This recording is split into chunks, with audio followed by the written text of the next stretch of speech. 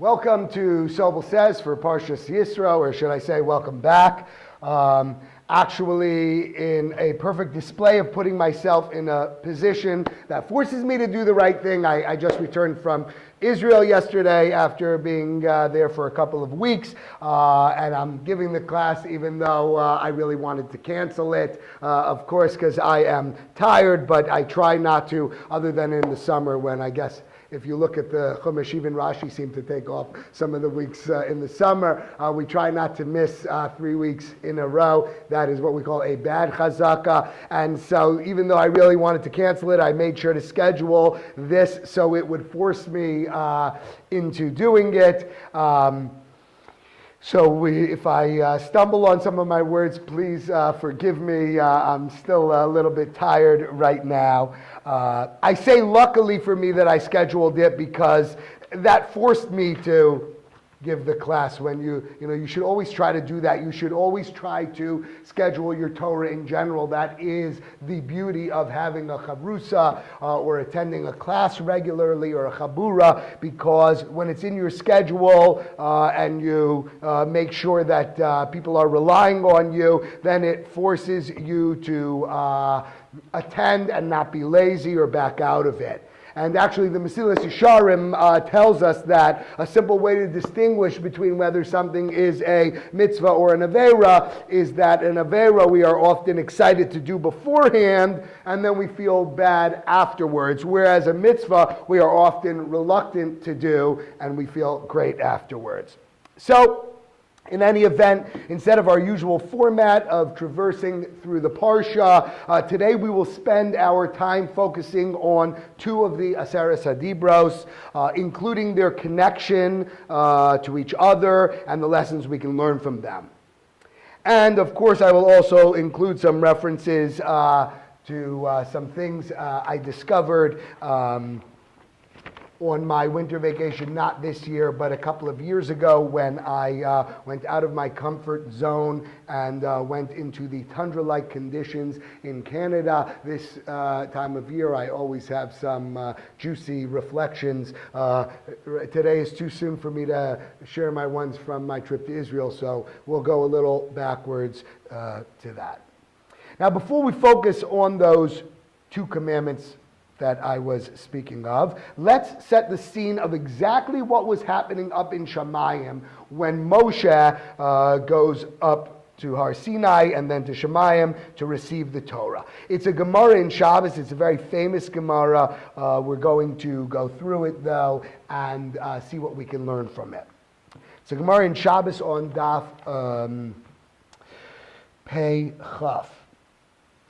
And it says as follows: V'amar Rabbi Yoshua ben Levi, B'shash shala Moshe l'marom, when Moshe ascended to the heights in order to receive the Torah, Amru Malachei Asharis Lefnei HaKadosh Baruch Hu, the ministering angels complained and said to Hashem, Ribono shel olam, ma lilud isha beinenu? What is someone born of a woman doing among us? In other words, what's the human doing here? Hashem said to them, L'kabel Torah ba, he came to receive the Torah. Amru Lefanov, they said to Hashem, Chamuda genuza shegunza lecha teisha meos v'shivim barba daros kodem shenivra ha'olam atam mevakesh litna lebasar v'dam. This hidden treasure that you created 974 generations before the creation of the world, now you're going to share it with man. We're not going to go into that idea that the Torah existed 974 generations before the creation, other than to just reference the fact that it was supposed to be 1,000 generations after the Torah was written by Hashem, for lack of a better word. And Moshe was 26 generations after the creation of the world from Adam, and therefore that came to the 1,000. That's their reference. Nonetheless, they disparage man. They go on to disparage man and say, this is who you're giving the Torah to, these guys? So Hashem says to Moshe, go ahead, Moshe, give them an answer. They're challenging your right to receive the Torah on behalf of Bnei Yisrael. Say something to them. Moshe says, Ribono shel olam, misyarei ani shema yisrafenu b'havel shebefiyah. He said, God, I'm a little bit concerned. I notice fire that's coming out of their mouths when they're speaking. I'm fairly concerned about debating them, lest they singe me with their breath. Amar lo, Hashem says to him, Echos b'kisei kvodi v'chazor le'en teshuva. Grab hold of my crown, my throne of glory, and respond. In other words, you'll be protected. Let's hear what you have to say. Amar lefanav, so Moshe says, Ribono Shalom, Torah shata nosein li. The Torah that you're giving me, maksiv ba. What does it say to you? What is written in it? Now I'm just going to read it in English to make it quicker. First it says, I am Hashem your God who has taken you out of the land of Egypt. Moshe turned to the angels and said, did you descend to Egypt? Were you enslaved to Paro? Why should the Torah be yours? Then he goes on to say, the Torah also says, there shall not be unto you other gods. Said Moshe, do you live among nations who worship idols, that this should apply to you?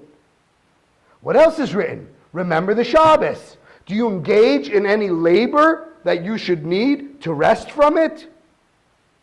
Are there any business transactions that you do that it should say you should not take an oath with God's name? And he goes on further. Honor your father and mother. Do you have a father and mother that you can honor? And furthermore, he says, you shall not murder, you shall not commit adultery, you shall not steal. Is there envy among you? Is there a yetzer hara among you? Then it says, immediately the angels conceded to Hashem and said, he's correct, Hashem. It is true. This is what you should give the Torah to man. And it says immediately they all became a friend of Moshe. There's midrashim on that. They gave him presents, etc.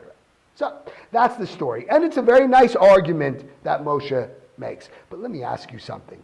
Were the angels not aware of this? Was this some complex, deep argument that Moshe proffered? I mean, I think many of us could have come up with those very same points. They are so obvious. So what was Moshe really saying over here? And why did it convince the angels? We're going to come back to that in a little while. So with that in mind, let's take a look at two of the Ten Commandments. The first we'll briefly look at is the famous fifth one. Kabed es avicha v'esimecha.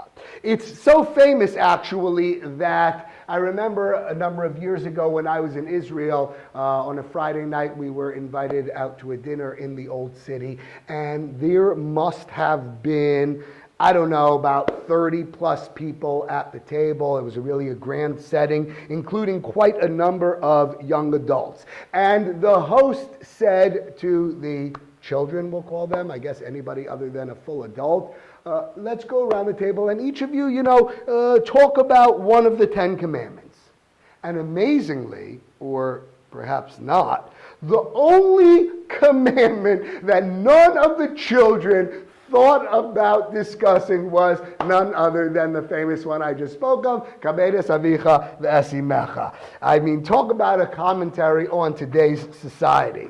Although, by the way, I believe a lot of it has to do with the way TV portrays parents nowadays. They are always portrayed as goofy, out of touch, moronic, frankly, and that really seeps into the national psyche, and it really affects the way the older generations are treated because of it. I even remember some time ago, I go fishing often, or I used to be able to say that, now probably not so much anymore, but there is a captain that I go out with very often in the Keys. We've done a lot of fishing together, and I don't want to say I'm a fishing expert, but I certainly can hold my own, and a year or so ago, I went out with him and with two of my kids, and as we were fishing, I started to notice that he was making some disparaging remarks about me to my kids. I mean, not really disparaging, but just like, knocking some of my fishing style or whatever, which was shocking to me, frankly, because we had been fishing together many times, and he never mentioned those things beforehand. But it occurred to me at some point that he was trying to ingratiate himself to my children. And he's a non-Jewish guy, and that was the way he thought of doing it. By knocking their parent, it would make him cool in some way. Thank God my kids looked at him like he was from the moon. They were actually quite uncomfortable. They couldn't reconcile somebody talking like that about their parents to them, thank God. But I really think that reflects the way society is going. But I digress. Anyway, there is a curiosity surrounding this commandment. If you look at the wording, okay, page 410, Pasuk 12, we are, of course, in the Aseres Adibros at this point. The Torah says, Kabed es avicha ve'esimecha, Pasuk 12. You shall honor your father and your mother. Now, hold that place for a moment, and let's turn to page 656, Pasuk 3.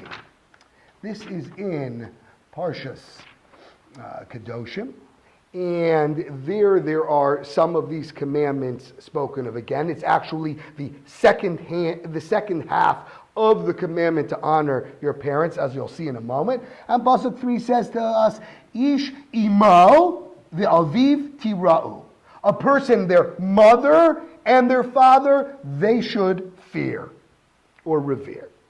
So when I say this is the second half of the command, so to speak, it's that the commandment to what we'll globally call honor your parents has two components to it. There is honor, and then there is fear or revere. Okay, and they have different aspects to them. Honoring your parents is serving them, giving them food, assistance, etc. Fearing them is not sitting in their seat, not contradicting them when they speak. Those are both components of the same commandment. One speaks to the honor, the other the fear. Now, what do you notice as a difference between the way the Torah presents these two halves? In our Parsha, it says, Kabed es avicha ve'esimecha. It puts the father first. It says, honor your father and your mother. Here in Parshas Kedoshim, it says, fear your mother and your father. The Torah switches the order of which parent goes first. Now, why is that? Why does the Torah change the order? Obviously, there is a lesson in this for us, and we are going to return to this a little later. Now let's look at the other commandment that I wanted to discuss. Actually, it is not just a randomly selected one, it is the counterpart commandment to Kabed es avicha ve'esimecha. And by that I mean that the 10 commandments were actually given, as I'm sure you know, 2 sets of 5, 2 different tablets. The first 5 are ben Adam lamakom, between man and God. The second 5 are between ben Adam lechavero, between man and his fellow man. But Chazal tell us that they are each connected. The top one each, the next one. So 1 and 6, 2 and 7, 3 and 8, so on and so forth. So 5 and 10 are considered connected commandments. 5 is Kabed es avicha ve'esimecha, and the counterpart, number 10, is lo sachmod. Do not covet. Do not covet is a very, very curious one.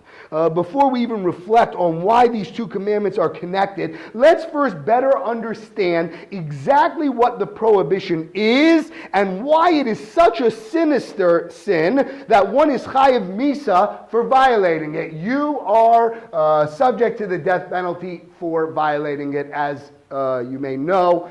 Any of the 10 commandments, if you violate them, they are all chayav misa. We're not going to go into it now, but if one or more of them strike you as things not to be chayav misa, it's because it's not for its plain meaning, such as lo sigzol, not to steal, is obviously not talking about stealing money because you're not chayav misa for that. Rather, it speaks of kidnapping somebody, etc. So that is what we understand. Having said that, it's hard to imagine not coveting. Forget about even defining it. It's hard to imagine that makes the top 10 list. So why is that? So when we are jealous of someone, when we covet their possessions or aspects of their life, what are we really saying?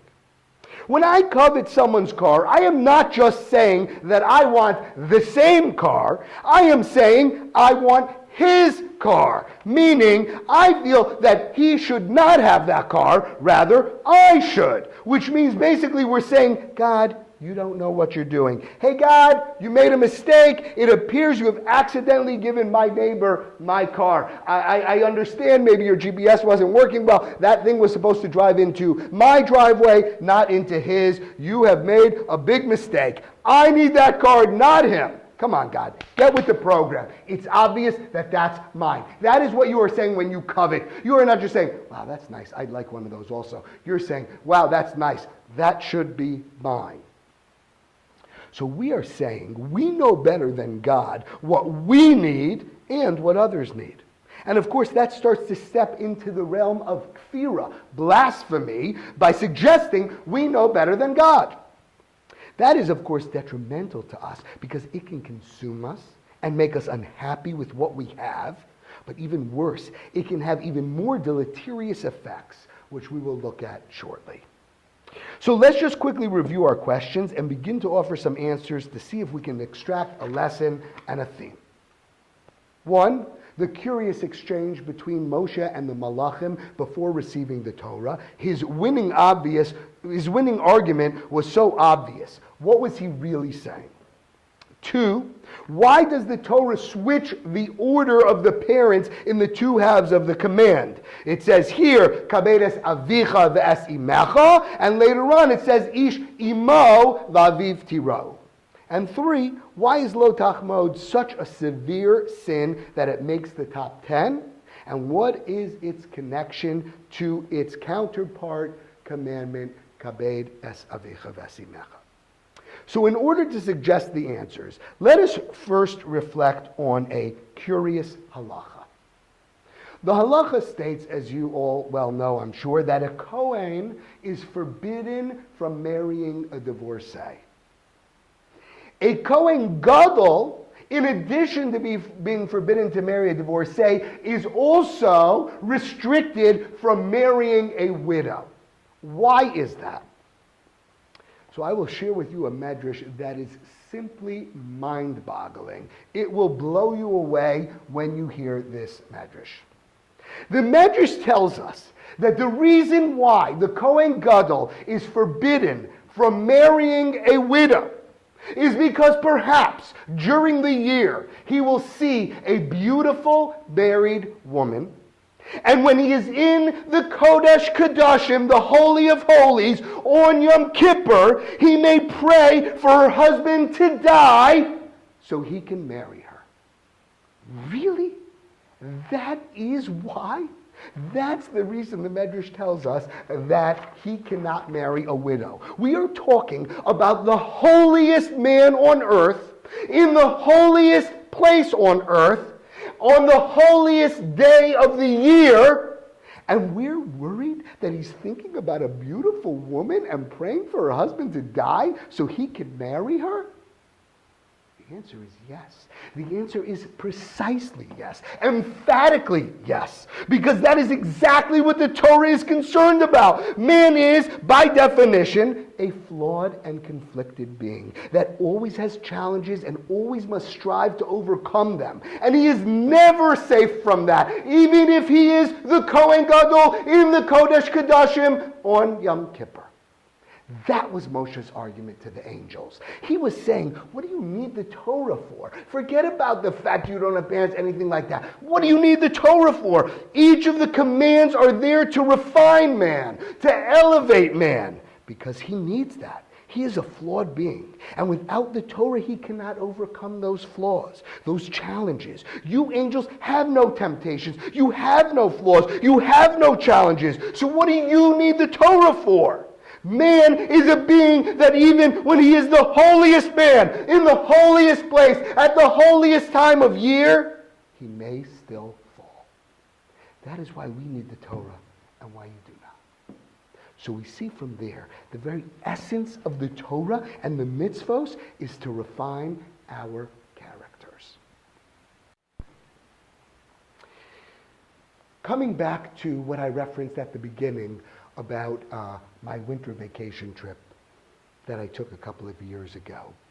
I went skiing with my family that winter vacation. And while that might not seem remarkable to you, it's because you need to know one thing about me. I don't like skiing.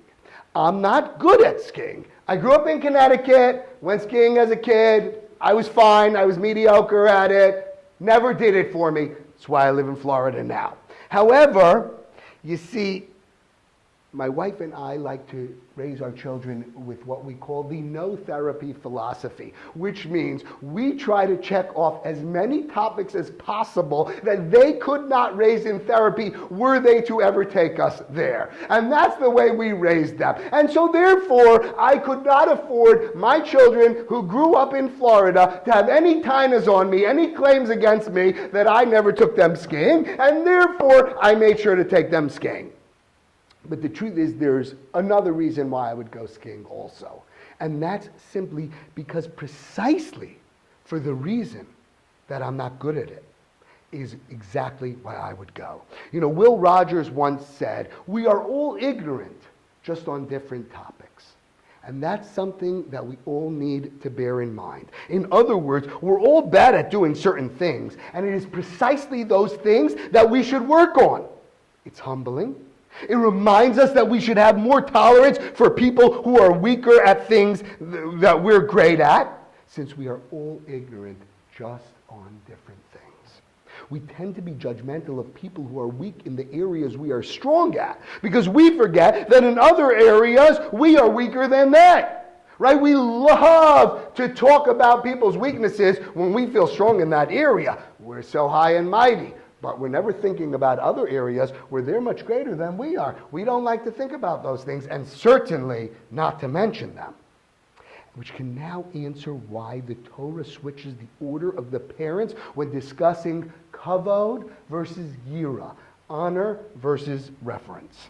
If you turn back to page 656 in that Parshas Kedoshim, Pasuk 3, which I probably should have bookmarked, Rashi gives us an insight. As we said, it says, Ishimo vaviv tira'u. So the second Rashi on that, same word, says, Imo vaviv tira'u. Kan higdim aim la'av. Lefi shegoloi lefanav shaben yira'es aviv yoser mi'imo. Here the Torah puts the mother before the father when it comes to fear, because it is known that a child fears his father more than his mother. Uvikavod hiktim av la'em. But when it came to, speaking about our Parsha, kabedes avicha vesimecha, honoring the parents, it puts the father before the mother. Lefi shegoloi lefanav shaben mekaved es imo yoser me'aviv. Because we know that a child honors, really more loves his mother more than his father. Naturally, dalto, b'dvarim, etc., because she speaks very softly to him. What is Rashi telling us? Rashi is telling us that when it comes to Yira, we know that naturally a child fears his father more than his mother, and therefore the Torah precisely changes the order. It tells us first fear the mother, then it mentions the father. When it comes to kavod, honor, the sort of like love kind of idea, there naturally a child is more kavod for his mother than his father. Therefore, the Torah says, Kaved es avicha v'esimecha. First it mentions the father. In other words, we see, what is the Torah teaching us? We see that the Torah's main focus is to break our characters, to refine and elevate our characters by pushing us to do that which does not come natural. It specifically changes the order because it understands that our inclination is to do otherwise. And that's precisely why it switches the order. And if we are able to do that, then we are elevated and accomplish our purpose. You know, there's a story told about the Frierdiker Rebbe. The Frierdiker Rebbe meaning, in Yiddish it just means the previous Rebbe. In Lubavitch, that is a reference to not the last Rebbe, but his father-in-law, the prior Rebbe. There's a story told about him that he had been mekarev this Jew, where he had been working on him to get him to come learn Torah with him. And finally he got him into a regimen where every day he was coming to learn a little bit with him. You could see over time the guy was not really happy, but he was showing up. And one day he sees on his face, the guy's really not happy. So the Friediger says to him, he said, "What's wrong?" He says, "Rebbe, I have to tell you something. I hate learning Torah. I just hate it. I don't enjoy a single minute of it. I'm showing up every day, but I just don't like it." And the Friediger said to him, "You know what? You are so lucky. I wish I were you. Because I love learning. I love learning Torah. So therefore, to me, it's not a challenge. Yes, of course, I'm going to get schar for doing it, but it's not nearly as great as your Torah because you don't like learning Torah and you still do it. You overcome your natural character and you learn the Torah. That's precisely what the Torah is there for. It's to refine us. It's to elevate us. It's to break our character, our natural instinct, and elevate us. There's a story I've told many times in my class. I don't think I've ever said it on video before, so it's a very foundational story to me. It happened about 20 years ago when I was still living in New Jersey. And that Shabbos, my very dear friend, Rabbi Yitzchak Asuli, who's the Rosh Kollel of Kol Zichron Shimon in Har Nof, was by me for Shabbos. Now, there's something you should know. Even though I moved to Florida, I love the heat on the outside, but I love the cold on the inside. It's the opposite for me when I'm away in the winter in the Northeast, right? It's cold outside and hot inside. That's exactly opposite of the way I like it. I like it hot outside and cold inside.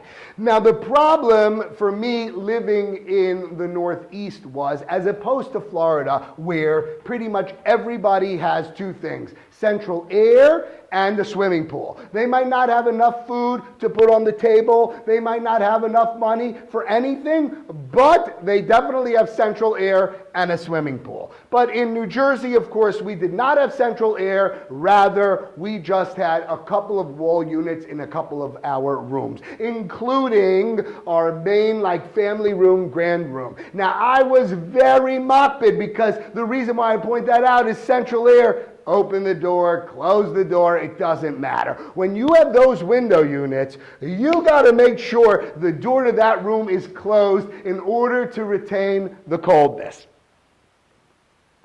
Now, my wife, on the other hand, is always cold. She's cold everywhere at all times. She wears a sweater in July in Florida. She's always cold.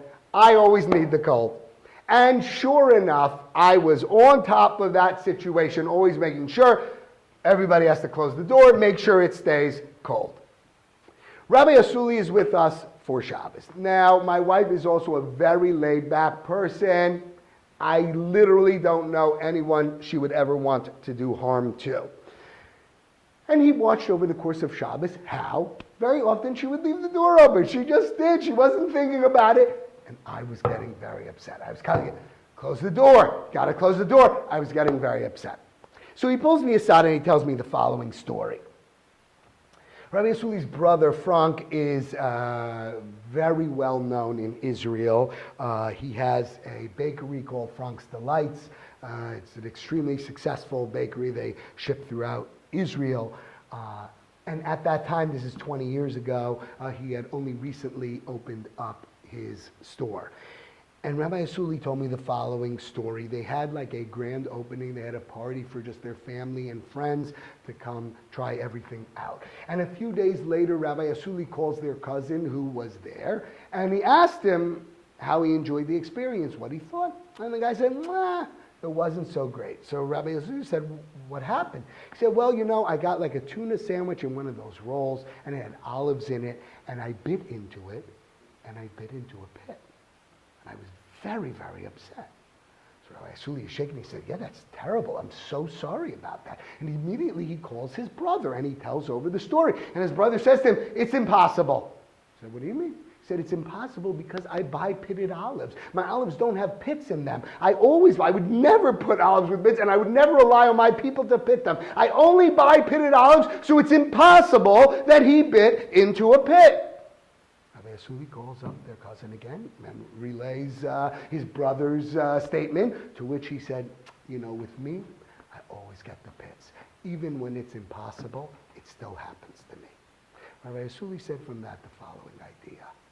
That's what we need to understand. For so long as things bother us, for so long as we have a weakness in an area, Hashem's going to keep sending that at us. Even when it doesn't seem possible, He's going to keep sending that challenge until we learn how to overcome that challenge. Don't let it bother us. Refine our characters so that it no longer bothers us. And therefore, he was saying to me, for so long as it bothers you that that door is left open with the AC, Hashem is going to keep making sure that door gets left open until you learn how to refine yourself and get over it.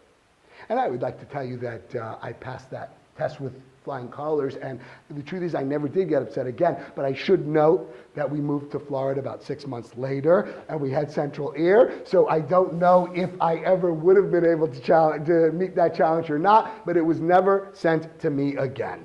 But from there we understand that the whole purpose and focus of the Torah is to teach us to overcome our natures and refine our character. Which brings us to Losach mode and why it is so dangerous to covet and its connection to Kabedes Avicha Vasimecha. The whole idea of coveting is to undermine our striving to refine our characters because it starts to provide us with excuses for why we are not accomplishing things, why we are not productive, why we are not striving. Oh, if only I had his car, his wife, his parents, house, brains, height, health, teeth, etc. Then I could accomplish things. But being that I don't, God, what do you expect from me? And voila. Just like that, you have now exonerated yourself from ever having to accomplish things, from ever having to strive. And that is precisely why it is the counterpart to Kabedes Avicha. Because our inclination is to say that if only we had had different parents or upbringing or a different home, then we would be much greater. And if you think that's a weak or tenuous connection, then let me read you a mind-boggling Gemara.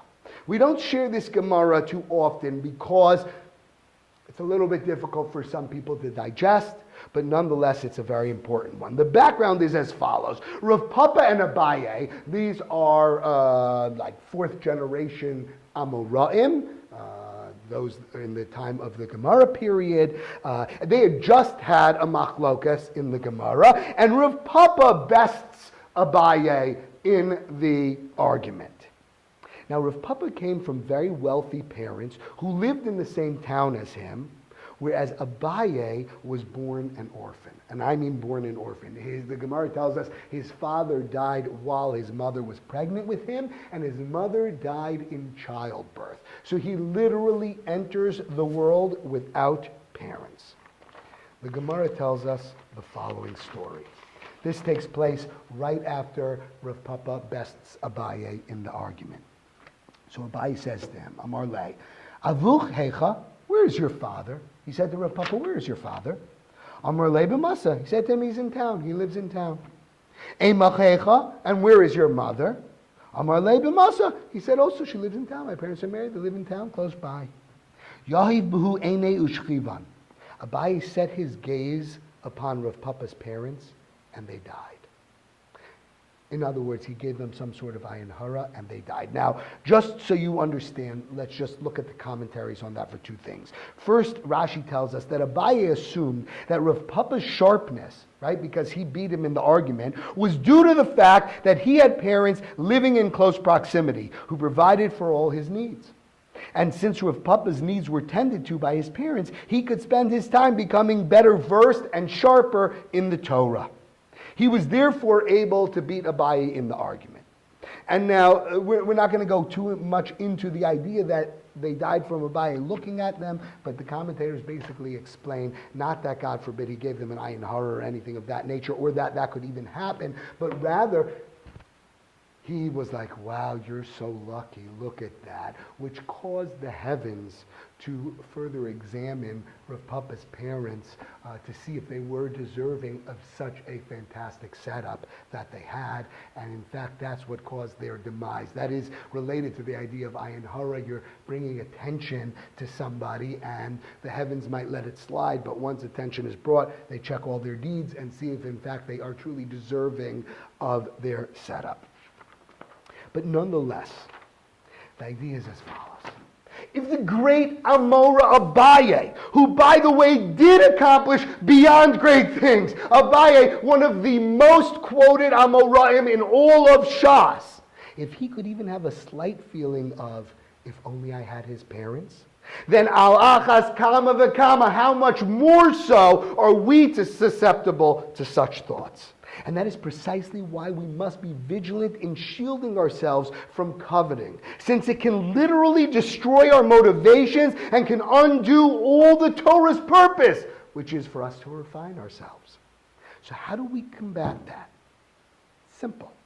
I will share with you another experience I had on that skiing vacation that I believe will give us the answer. The one thing that we did on that vacation that I wanted to do was something super cool that I had wanted to do for a long time, and that was to go dog sledding.